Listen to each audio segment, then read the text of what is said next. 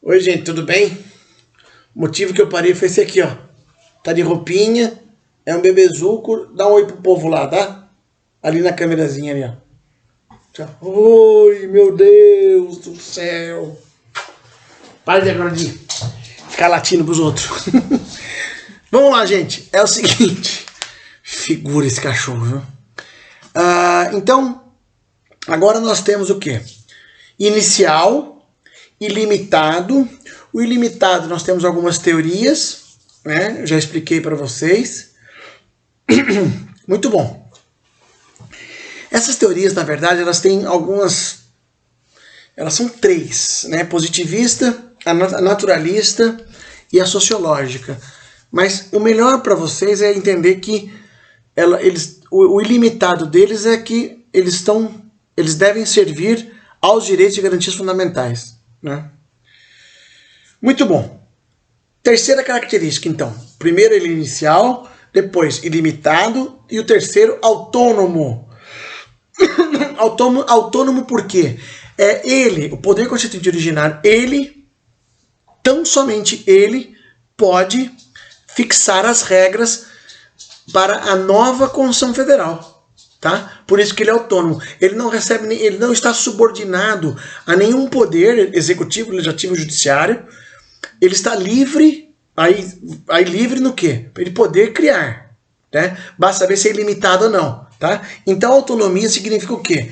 Que ele fixa as bases da nova Constituição. Tá ok? Quarta característica, ele é incondicionado. Incondicionado.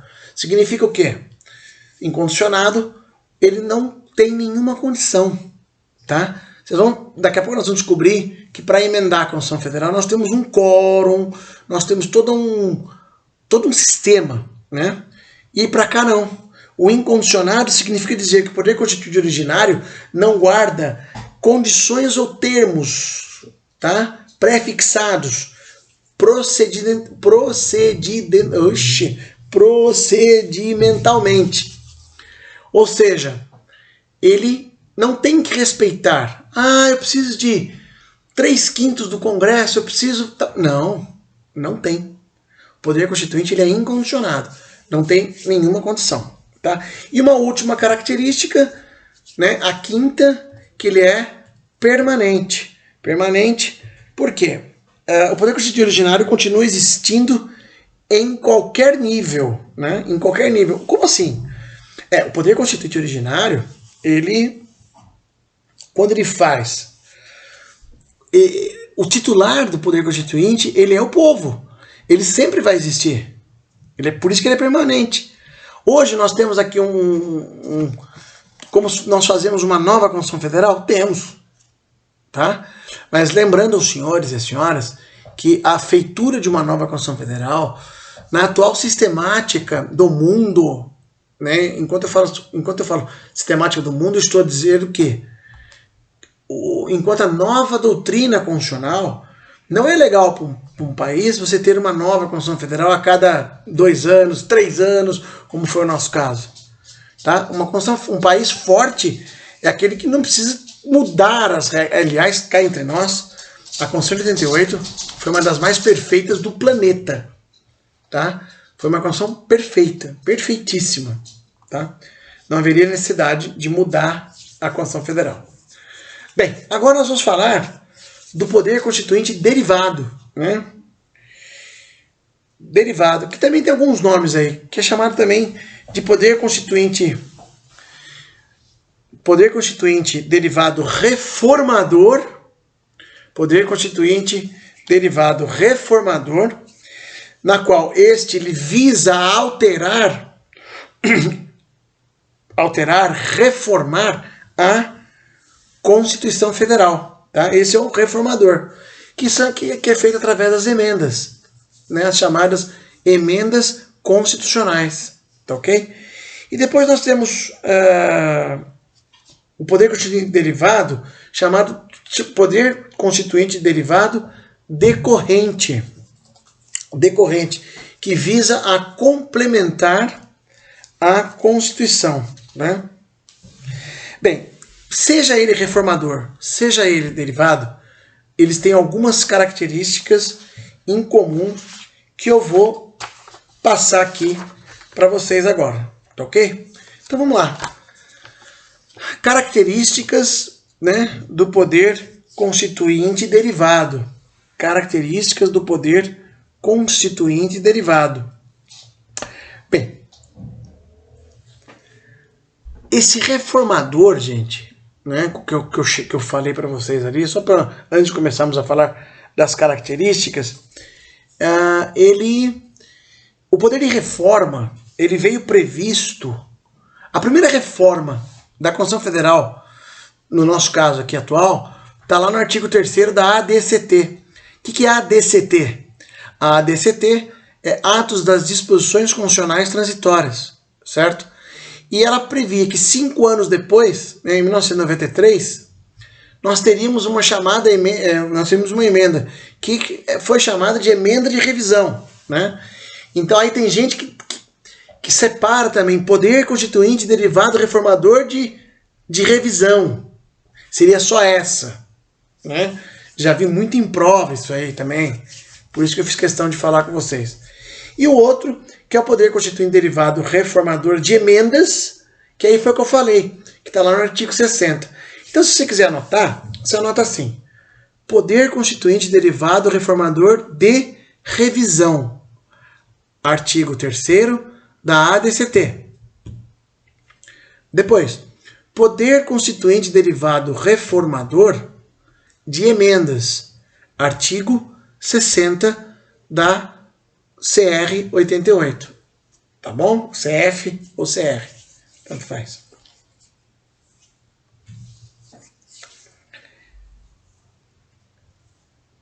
Vamos lá.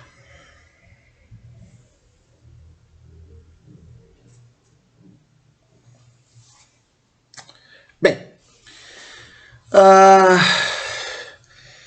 anota aí então agora as características do poder constituinte derivado. As características do poder constituinte derivado. Vamos lá. Lógico que vai ser tudo ao contrário, né, cara, do poder constituinte originário. Então vamos lá. Primeiro, ele não é inicial, ele é secundário. Ele é secundário. Por que secundário? Porque o primeiro é o do poder constituinte originário.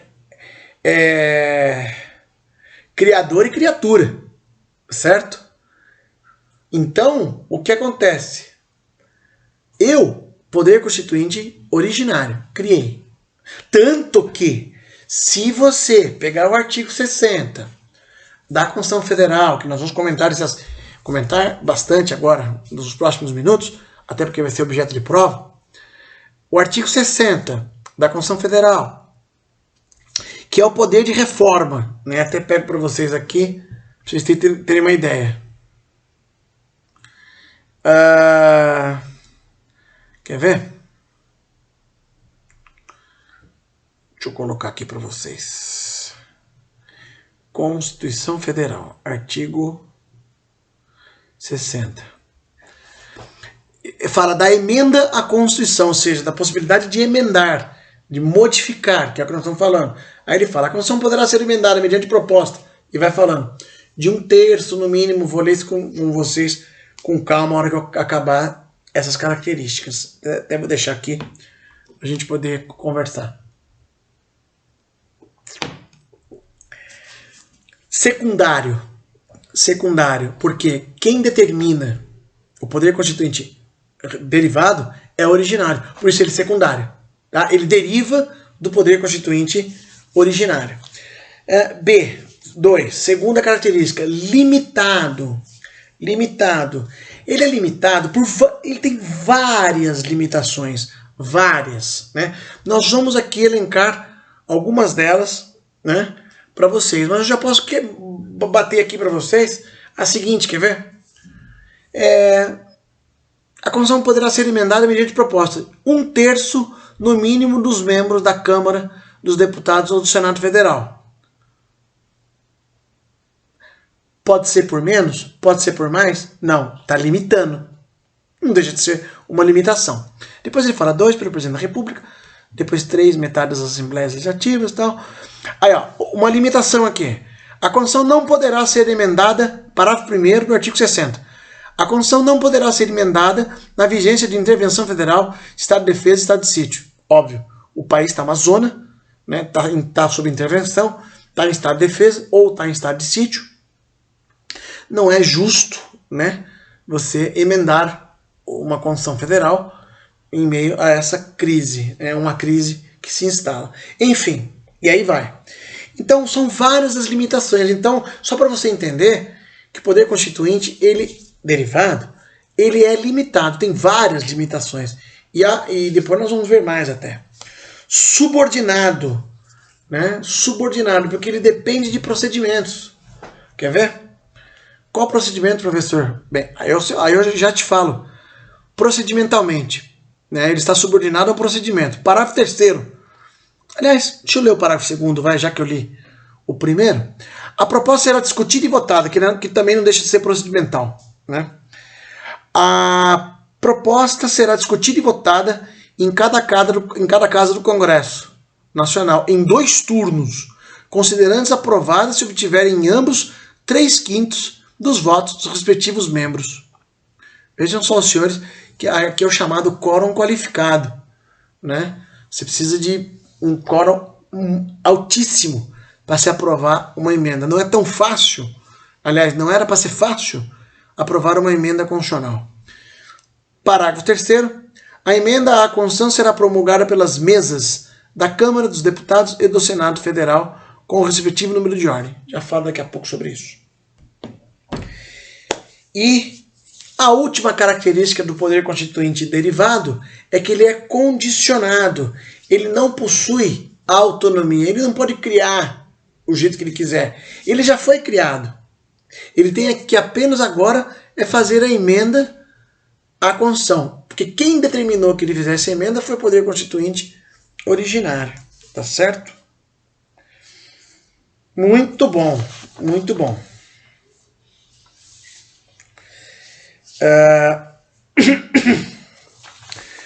Vamos agora comentar sobre o que eu havia dito para vocês.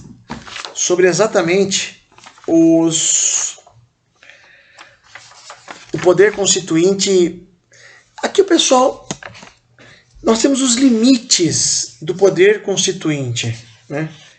Quais seriam esses limites, né, ao poder? É justamente isso que eu queria conversar com vocês, né? Quais seriam os limites do poder constituinte decorrente, né? O poder constituinte derivado, né? Vejam só. Para nós entendermos aqui o que seria o poder constituinte, os limites, é o que nós vamos ver aqui, o artigo 60. Tá? Se eu perguntar assim, eu posso fazer uma emenda constitucional que venha a extinguir o voto direto? Que venha a extinguir ou diminuir os direitos e garantias fundamentais? Vejam só, não. Porque são limites impostos ao poder constituinte derivado. São limites impostos ao poder constituinte derivado. Que é o que nós vamos ver agora. Que eu queria muito que vocês memorizassem bastante o artigo 60. Que nós vamos utilizar muito esse artigo para fazer algumas perguntas em prova. Ó, desse artigo 60 aqui, só de cara eu consigo tirar 5 perguntas. Mas de cara, assim, ó, tá? Então eu vou ler com calma para vocês o artigo 60 agora e pedir para que vocês leiam o artigo 60 acompanhado de uma doutrina. Acompanhado de uma doutrina. Vocês vão lá digitar poder constituinte originário, pau. Poder constituinte derivado, pau. E dá uma lida nisso aí para que haja esse complemento para vocês. Mas, no entanto, eu vou aqui explicar o artigo 60 para vocês. Então vamos lá. Artigo 60 que trata da emenda à Constituição. Muito bom. Diz o seguinte: a Constituição poderá ser emendada mediante proposta de 1/3 no mínimo, dos membros da Câmara dos Deputados ou do Senado Federal. Bem, em primeiro lugar, eu queria conversar com vocês, já que essa matéria está aqui, ela é uma matéria de extrema importância para o concurso. E, infelizmente, vai ter que cair número, cara. 1/3. Então você vai ter que memorizar isso aí, tá? Então vamos lá. 1/3, no mínimo, se cair na prova 1/3 dos membros da Câmara dos Deputados ou do Senado Federal. Tá errado. Tá errado. Porque ele fala 1/3, no mínimo. Lógico, veja só. Eu vou ensinar umas técnicas aqui para vocês. Se tiver lá 1/3 dos membros, 1/6, 2/3, metade, 1/4. Pera aí. A mais correta é 1/3. Talvez o examinador tenha esquecido de colocar no mínimo. Agora, se tiver 1/3, né? 1/3 dos membros do Congresso Nacional, né? Da Câmara dos Deputados e do Senado Federal. Depois, 1/3, vírgula, no mínimo, dos membros, entendeu? Faltou essa palavra, no mínimo, está errado, tá? Está errada. Muito bom. 2, Presidente da República. O presidente, ele, como chefe máximo da nação, ele pode propor uma emenda constitucional, tá? A Constituição poderá ser emendada mediante proposta. Ele pode propor. 3, de mais da metade das assembleias legislativas das unidades da federação, manifestando-se cada uma delas pela maioria relativa de seus membros. Isso aqui sempre cai, né? Primeiro, mais da metade das assembleias. Nós temos 26. Então, 14. Certo? Cada uma delas tem que ter a maioria relativa dos seus membros. Memoriza o que é maioria relativa. Você vai aprender ainda lá quando você estudar o poder legislativo. Mas memoriza isso. Mais da metade das assembleias, 14. E cada uma delas por maioria relativa. Certo? Muito bom. Parágrafo 1º. A Constituição não poderá ser emendada na vigência de intervenção federal, de estado de defesa, de estado de sítio. Óbvio, né? É uma limitação circunstancial, tá? Então, é natural que você, diante de uma circunstância, de um estado de sítio, estado de defesa, intervenção federal, você não pode ser emendada. Tem que travar a pauta, né, da emenda e não vai ser emendada até restabelecer, né, a normalidade. Parágrafo 2º. A proposta será discutida e votada em cada casa do Congresso, Câmara e Senado, em 2 turnos cada uma. Vai, volta, vai, volta, vai, volta, vai, volta. Significa o quê?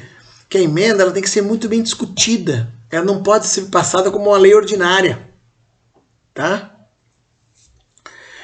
Em 2 turnos, considerando-se aprovada se obtiver em ambos os turnos, claro, 3/5 dos votos dos respectivos membros. É voto pra caramba. Né? É voto pra caramba. Tá ok? Então, aqui nós temos aqui como eu disse, um elemento subordinado ao procedimento, tá? Parágrafo 3º. A emenda à Constituição será promulgada pelas mesas da Câmara dos Deputados e do Senado Federal com o respectivo número de ordem. Número de ordem, número 1, número 2, número 3, a emenda número tal. Ou seja, o que quer dizer aqui? Que ela vai... Quem promulga é a mesa da Câmara e a mesa do Senado. Ou seja, é a própria manifestação do povo ali. Perceberam que, então, a manifestação do poder constituinte derivado é importantíssimo. Que são as nossas emendas, né? Que são as nossas emendas. Depois até ia ver um negócio aqui com vocês. Quantas emendas nós temos, né? Bem, e agora vocês vão ver um dos parágrafos, uma das partes mais importantes da Constituição Federal. São as chamadas cláusulas pétreas. Cláusulas pétreas. Onde estão as cláusulas pétreas? Estão no artigo 60, parágrafo 4º e seus incisos. Mas está no artigo 60, parágrafo 4º. Não será objeto de deliberação a proposta de emenda tendente a abolir. Olha só. Não é nem questão a proposta de emenda que aboliu, né? Não é nem questão disso. É só você não pode nem pensar, nem imaginar em fazer uma proposta que tenha alguma cláusula pétrea, tá? Cláusula pétrea porque está petrificado, não se mexe, né? Não se mexe. Então vamos lá, professor, quais são as cláusulas pétreas então? Vamos lá. A forma federativa de Estado, o voto direto, secreto, universal e periódico, a separação dos poderes, os direitos e garantias individuais, tá? E esses 4 incisos são as chamadas cláusulas pétreas. Vocês vão ouvir falar muito nisso ainda. Muito, muito, muito, muito. Vão lembrar muito de mim, né? Porque essas são as chamadas cláusulas pétreas. E eu gostaria de ter uma atenção especial aqui para elas, tá bom? E o parágrafo 5º, que também seria uma limitação temporal, né? Diz o seguinte: a matéria constante de proposta de emenda rejeitada ou havida por prejudicada não pode ser objeto de nova proposta na mesma sessão legislativa, só na sessão seguinte. Ou seja, não aprovou, né, rejeitou ou foi prejudicada, não pode ser objeto novamente na mesma sessão.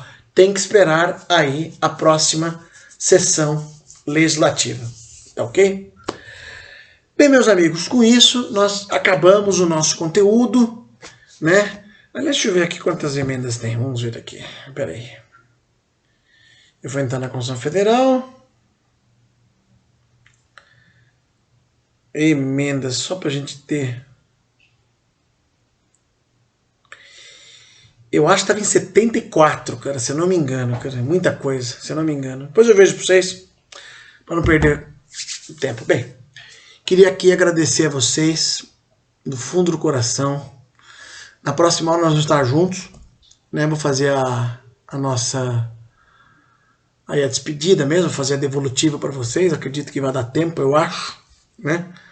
Mas se não der, fica aí a dica aí. Eu acho que esse semestre nunca mais ninguém vai esquecer na vida, né? Então fica aí um abraço fraterno a todos. Espero que vocês tenham gostado, né? E espero também que isso passe logo, para a gente poder voltar a ter esse contato, tá bom? Bem, eu vou já me despedindo aqui de vocês. Fiquem com Deus e até a próxima. Tchau, tchau.